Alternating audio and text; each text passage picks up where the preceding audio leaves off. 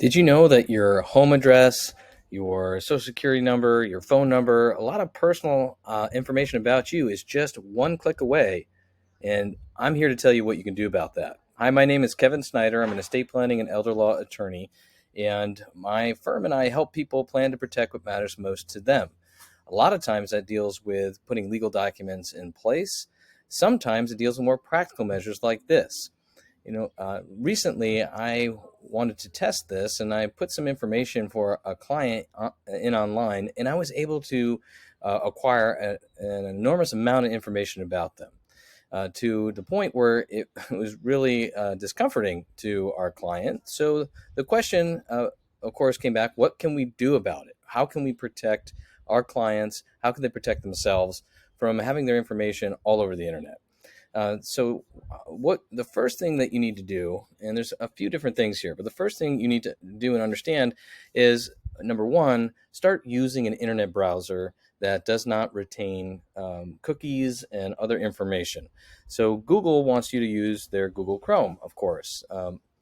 No, not too many people still use Internet Explorer, but the idea is the same.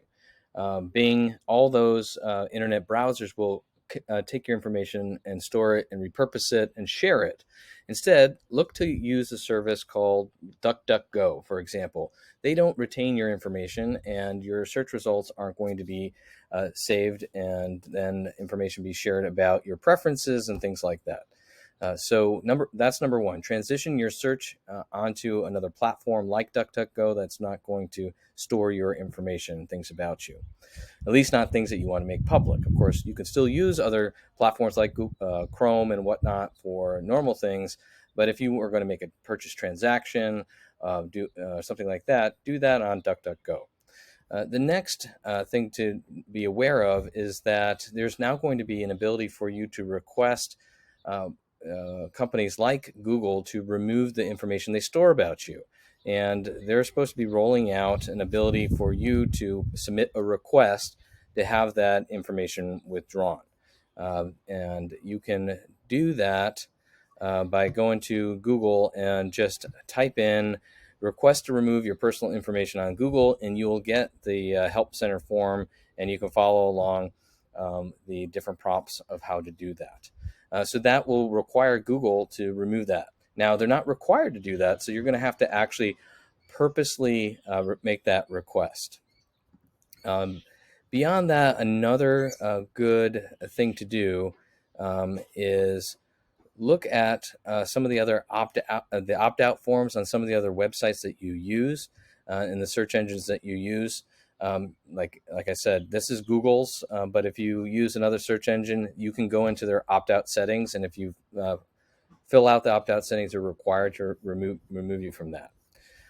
The last is, of course, there are a number of different web pages that might have your information, store that information. So going through and systematically going through the opt-out options on those websites might be a bit trying and laborious. So instead, or in addition to, what you can do is pursue a feature through LifeLock that will allow you to delete and eradicate your personal information from a lot of the more quote-unquote public websites like thewhitepages.com.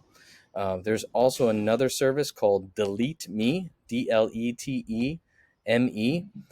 They offer a service as well. And the service is like an annual subscription where you can pay somewhere up to $129 a year, and they check the listings quarterly to make sure that they're clearing that information out. Best $129 that you can spend, I think, in any event. So these are all different ways in which you can protect your personal information from being out there online. Lastly, when it comes to your planning, doing big transactions like purchasing a house, for example, there are some things that you can do to keep that information private. You can do something called an anonymous trust. You can it's called a blind trust. Some people know it as that.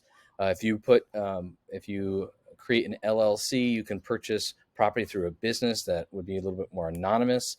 These are all different ways in which you can keep your name off of public documents. The public document being the land deed that's recorded in the county that could easily be searched and tied back to you because your name's going to be on it.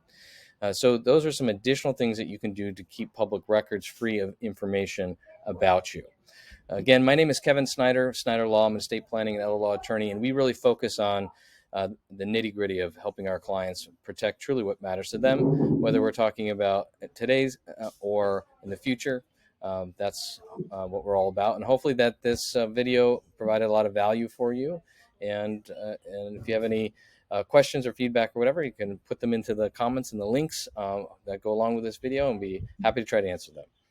Until the next time, be well.